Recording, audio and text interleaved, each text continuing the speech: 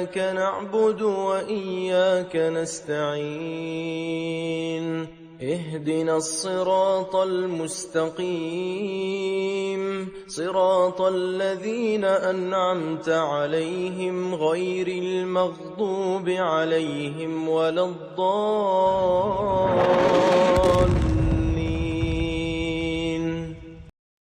Greetings, exalted exiles. This is Poetry Taught Poorly, where we teach you everything around poetry, on poetry, in poetry, albeit poorly. So today we're going to be talking about Palestinian poetry and its relationship with exile and how it almost mirrors the Jewish experience of exile. Now, before we really get into the thick of it, we really need to have a firm understanding of the Israeli-Palestinian conflict so we can understand where these feelings and emotions in the poetry are coming from. So I'm going to do my best to make a proper account of the situation. Again, this is a poetry channel. This isn't history taught horribly. This is poetry taught poorly. So I will do my best to give an account that is fair, but if I make any errors or there's any mistakes or there's any added context you would like to add, please type that in the comments down below for other viewers as well.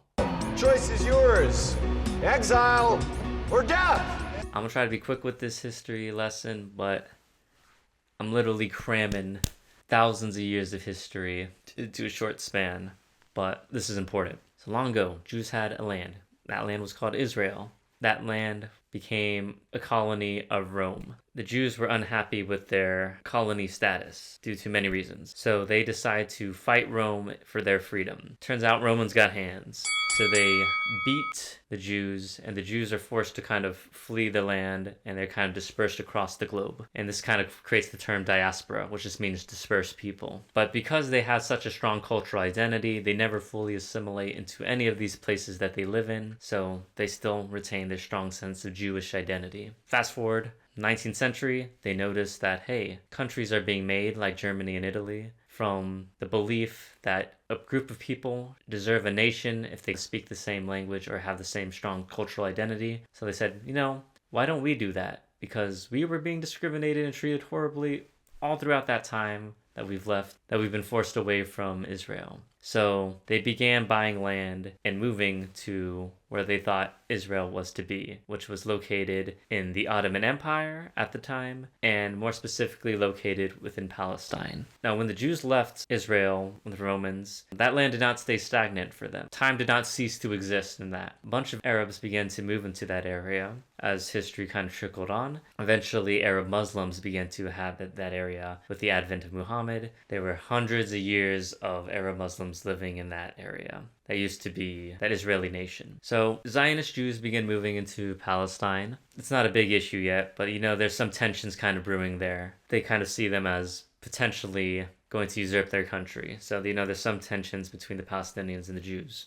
Then World War I happens. The British promised both the Jews and the Arabs that they're going to help them out if they support their cause. Ottoman Empire ceases to exist. The Brits win. But they kind of turned their back on their promises, and they're more sympathetic than the Ottoman Empire was to the Jewish people. So they kind of said, okay, we're going to bring in more Jews. But that leads to more conflict and even violence between the two groups. Kind of becomes an ongoing thing. Then World War II happens, the Holocaust occurred, and people who thought, maybe the Jews didn't need a nation, they really thought it now. Everyone's really sympathetic to a Jewish nation, and Brits, getting tired of dealing with Palestinian and Jew and Palestinian BS, says, hey, new group called the UN was just made, I'm just going to hand this issue off to them. UN says, hey, let's just split it down the middle. Arab-Palestinian country and a Jewish country. Palestinians obviously upset because they're like, this was our homeland, and you're giving this away. And also, your plan sucks because it gives away it gives an unequal amount of the land, and it gives them better territory. So you can shove it. And Jews were like, plan's aight, but we're just going to declare ourselves an independent nation anyway, because we don't need you to validate us. So they do that. Once Israel declares themselves an independent nation, war almost breaks out immediately between Jews, the Palestinian people, and their pan-Arab allies. Surprisingly, Israel wins. They got hands, and through a series of war, when they demonstrate those hands, they completely take over all territory over the Palestinians. Many of them are forced into exile or living under Israeli rule. And during this occupation of those territories, which is deemed an occupation by the UN, by the way, Palestinians are almost treated as second-class citizens. There's Israeli Israeli settlements being used to remove Palestinians that were living in those areas of Palestine for Israeli land. And this has the compounded effect of both removing Palestinians and also separating Palestinian communities, where it makes it even harder to create a Palestinian state. And that is kind of the current state of affairs on the matter, as best I could do in a short amount of time.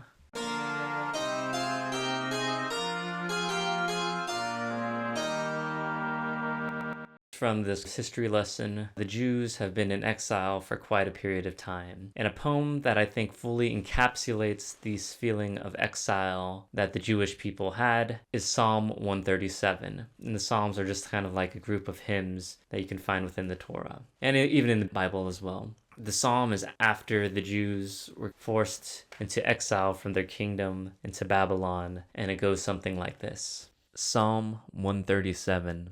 By the rivers of Babylon, there we sat down, yea, we wept when we remembered Zion. Upon the willows in the midst thereof we hanged up our harps. For there they that led us captive asked of us words of song, and our tormentors asked us of mirth. Sing us one of the songs of Zion. How shall we sing the Lord's song in a foreign land? If I forget thee, O Jerusalem, let my right hand forget her cunning. Let my tongue cleave to the roof of my mouth, if I remember thee not, if I set not Jerusalem above my chiefest joy. Remember, O Lord, against the children of Edom, the day of Jerusalem, who said, raise it, even to the foundation thereof. O daughter of Babylon, that art to be destroyed, happy shall he be that repayeth thee as thou hast served us. Happy shall he be that taketh and dasheth thy little ones against the rock. So in the first section of this psalm, we see that there is a great kind of deal of mourning about the fact that you are separated from your homeland. You can see that they're weeping, that the Jews are weeping when recalling all the kind of good memories that Zion, or say the land of Israel, was. And now they're coming to grips with this question, which is, how can we sing songs while in a foreign land? How can we sing, or how can we retain this identity that was Zion while being separated from it physically? So the middle section of Psalm 137 is pretty much an affirmation of the Jewish identity, saying, if I even forget about anything, then let me kind of suffer. Let me kind of be cursed and almost suffer if I forget your memory. So the second section is a affirmation of the Jewish identity. And now the last verse of Psalm 137 is very surprising in that it's a call for vengeance. It is a show of anger. It's talking about dashing babies of your enemies against stone. Initially, you're like, what the heck? I don't want to see babies being soccer kicked or something. But this, I think, is a demonstration of anger being created by the exile. There is a possibility that the psalm is leading us through the stages of grief that accompany serious trauma or dislocation or removal from where you used to be. There is a moment of grief, there's a call to being faithful to who you were, and then almost an expression of violent rage and anger, which is a call for action, kind of to take action against your oppressor. Within the poem, there is grief. There is wanting to hold on to identity, and there is anger. And I don't think we should be so surprised about this anger. We have these feelings within us. Hey, I need to get the brass to drop ramps. I got a wounded girl. We need to take the rough to mile. Oh, it's their fault for bringing their kids to a battle. That's right. Now we're going to look at the Palestinian poets who are also exiled from their homeland, also exiled while living in their homeland by the way they are treated, and we're going to see if there's anything similar between this experience of Jewish exile and their own. A refugee. The sun crosses the borders, drawing no fire from the watchful guards, and a nightingale sings at sundown until calm. At night, it sups and sleeps peacefully with the birds of the kibbutzim of the Jews. A stray donkey ambles across the firing line, grazing peacefully, drawing no fire from the watchful guards. But I, your exiled man, my native land, Between my eyes and your horizons, the border barrier stands. In the first poem, you can see an utter sadness about the separation between this refugee and his homeland. He sees the Israeli border walls separating him from his homeland. And they sing all of these aspects of life, being able to cross that border freely. But between him, he is unable to cross. He is always forever on the outside. Though the sun can move, the donkey can, but he cannot, and he even has threats against him. All these items are creating this perfect, kind of this beautiful scenery, but he is not able to partake it, despite being a native there. And I think it shows a great deal of sadness. The Wandering Reed.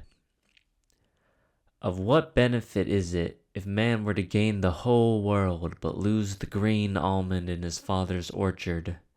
Of what benefit is it if man were to drink coffee in Paris but none in his mother's house?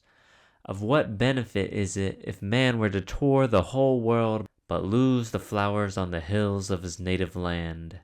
He gains nothing but deadly silence within the hearts of the living. You look through the mirrors of the land not your own and see your exiled face. You recognize your face despite the deadly dust of travel from Jaffa to Lida to Haifa, through the Mediterranean to Exile. You recognize your face and try to deny that face. You worship your own face even though exile has obliterated its features. The hangman of the 20th century assumes the countenance of the eternal face. You close your eyes to worship your face in the darkness of this century. You deny, you worship, you deny, you worship, and the God of truth cries to your face. He who denies his face is renounced by all the birds of paradise in this universe. So if we look at the Wandering Reed poem, we can see that it encapsulates the second kind of section of the Psalm 137, in that it's saying, I could have all the greatest riches of the world. I could have everything that I need. I could have like the best coffee in Paris. I could be eating baguettes. I could get a nice, beautiful garden. But like, what does it mean having this thing if it's not within my homeland? There's no point in all these positive gains if I cannot share it with my country. You're seeing, also in the second section of that poem, he sees exile in his face. He tries to deny his face. That Palestinian is denying his own true background. It's obliterating its features. He's denying that he worships his own face, and he's denying the homeland. It's like, you deny, you worship, you deny, you worship. The fact of exile is forever kind of etched on his face, though he tries to remove it from his identity. And you can see that at the very end, it also kind of has a similar thing to, oh, may your right hand lose its cunning, your tongue stuck in the top of your lip. You can't talk like that anyway, but you get my feel. Fuck your lecture on craft, my people are dying. Colonizers write about flowers. I tell you about children throwing rocks at Israeli tanks seconds before becoming daisies. I want to be like those poets who care about the moon. Palestinians don't see the moon from jail cells and prisons. It's so beautiful, the moon. They're so beautiful, the flowers. I pick flowers for my dead father when I'm sad. He watches Al Jazeera all day. I wish Jessica would stop texting me Happy Ramadan. I know I'm American because when I walk into a room, something dies. Metaphors about death are for poets who think ghosts care about sound. When I die, I promise to haunt you forever. One day, I'll write about the flowers like we own them. Now, if we look at Hindi Noor's poem, there is obvious anger within it. Now, it's not asking you to go kill babies. You eat babies. It's not asking you to eat babies or kill them. It's just, there is anger. There's indignation about the situation that is involved with her people. And it is almost an outward anger in saying, how can we talk about, this kind of goes into an argument about aesthetics and political art. How can you critique me on, I guess, crafts? If you focus on craft when people are dying, and you should be more upset about the content of the work, which is the abuse and mistreatment of Palestinians, more so than the craft or the way that the poem is constructed. And I think that anger is kind of typified by the work. Here's one more poem that I also like to share that I don't think really is directly involved with Psalm 137, but I think demonstrates a Palestinian steadfastness through suffering. Love Palestinian style. In times of drought, you are my figs and olives. Your barrenness is my fragrant gown. Off the rubble that was your eyes, I erect my home. I love you alive, I love you in death. When hungry, I feed on time. I feel your hair against my face and I pine, my weary face turns red. I am born on the palms of your hands, an embryo.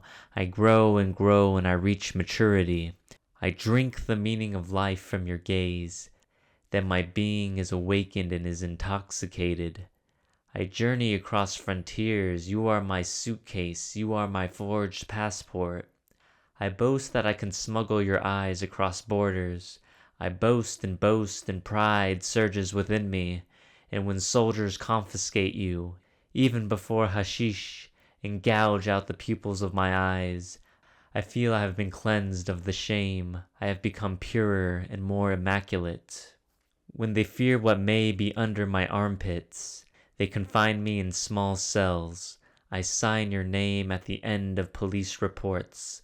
And when I am led all alone to be whipped and humiliated and lashed at every police station, I feel we're lovers who died from ecstasy. As dark-skinned man and as woman, you become me and I become you. Luscious figs and shelled almonds. And when soldiers smash my head and force me to sip the cold of prison to forget you, I love you even more. There's an interesting thing about exile that you may have noticed within the poems, especially between some people who directly experience the Palestinian exile and those who kind of only have heard of it or kind of only have been told through indirect experience. There's kind of a transformation between physical exile to existential exile. Now what does that mean? So physical exile is when homeland is the basic state of existence, and then you are now kind of pushed away from it. So your understanding is homeland, and now this new state of existence that you're in is being pushed away. So you still have that memory of the homeland and that yearning for it. But existential exile is now, after being so far separated from your home and possibly generationally, place of exile becomes the basic state of existence. Being away from home is the existence, not being within it. And now the homeland is not a physical place. It is almost a beautiful dream, a beautiful idea, a paradise that no longer exists. It's almost like a Garden of Eden. It is something, enters kind of like a mythological state. It becomes so much more abstract. And that existential exile creates an interesting feeling of alienation in that reaching that paradise is almost impossible, and I guess the feeling of rootlessness and helplessness is furthered all the more. And I think you can see this existential exile within Jewish writers in the poem Jews in the Land of Israel by Yehuda Amichai, who I think encapsulates external exile that is within the Jewish people. Jews in the Land of Israel. We forget where we came from. Our Jewish names from the exile give us away. Bring back the memory of flower and fruit, medieval cities, metals, knights who turned to stone, roses, spices whose scent drifted away, precious stones, lots of red, handicrafts long gone from the world. The hands are gone too. Circumcision does it to us, as in the Bible story of Shechem and the sons of Jacob, so that we go on hurting all our lives. What are we doing, coming back here with this pain? Our longings were drained together with the swamps. The desert blooms for us, and our children are beautiful. Even the wrecks of ships that sank on the way reached this shore. Even winds did. Not all the sails. What are we doing in this dark land with its yellow shadows that pierce the eyes? Every now and then someone says, even after 40 or 50 years, the sun is killing me. What are we doing with these souls of mists, with these names, with our eyes of forests, with our beautiful children, with our quick blood? Spilled blood is not the roots of trees, but it's the closest thing to roots we have. So just to provide some context, Yehuda Amichai, he was not born in Israel, in the state of Israel. And it didn't even exist when he was there. He was from Europe. It was Europe. He was one of the people that moved into it. And you can see the way he describes this place that was apparently his homeland. It is, he says, when we're here, we say the sun's like killing us. It's almost like they're alien to the place that they said to belong to. So the land appears hostile and alien to Yehuda. He is in the homeland. He is in what they've all been awaiting for, which is Israel. But despite being physically located in it again, there is a feeling of still exile. And you can see it in the last line is like, the only roots we have here is our quick blood, is our kind of us dying here through violence. And that is our only real connection to this land now. I'm sure some Palestinian poets have kind of have had this existential exile where they feel like the paradise and the dream of a homeland is almost impossible. But I think there's more people who feel the physical exile. I feel like the state of existential exile is going to be more increasingly common within the Palestinian poets as they are further and further removed from the idea of having a homeland. From the sense of exile comes the question of nationhood, of nationalism. What does it mean to have a nation? And I know during my history lesson, I said most of the Jewish people were on board with Zionism. There was actually one Jewish thinker named George Steiner who actually had this to say about, I guess, Jews as a people, as wanderer. He was against the idea that Jews should have a physical homeland. And this is what he said about it. The rootlessness of the Jew, the cosmopolitanism denounced by Hitler, Stalin, is historically an enforced condition. But though uncomfortable in the extreme, this condition is, if we accept it, not without a larger meaning. Nationalism is the venom of the age. Even if it be against his harried will, his wariness, the Jew, or some Jews at least, may have an exemplary role to show that whereas trees have roots, men have legs and are each other's guests. You may not agree that there's no desire for homeland. You can see that there is an idea and a universalism within George Steiner's thought, which is that we are each other's guests and we are all exiles in some form. Even Mohammed Darwish also says the same thing. He also brings up an important point. Maybe we should have a nation, that all groups of people should desire a nation. But we should never be stuck with the entrappings of nationalism, of viewing one nation as superior to the other. But we all deserve our own nation. And we can see this when he brings up a conversation between a French writer and a Spanish poet. And he had to say this about it. John Genet said, "Homeland is a stupid idea, except for those who still don't have one." Goitisolo, the Spanish poet, answered him, "And when they have a homeland?" And Genet responded, "Let them throw it out the window." So let us maybe create a synthesis. Let us have the universalism of realizing that we are all exiles, that we are all each other's guests, and that the creation and feeling of homeland is necessary. But once we achieve that place of home, we can throw out the ideas of nationalism that have led to the deaths of so many.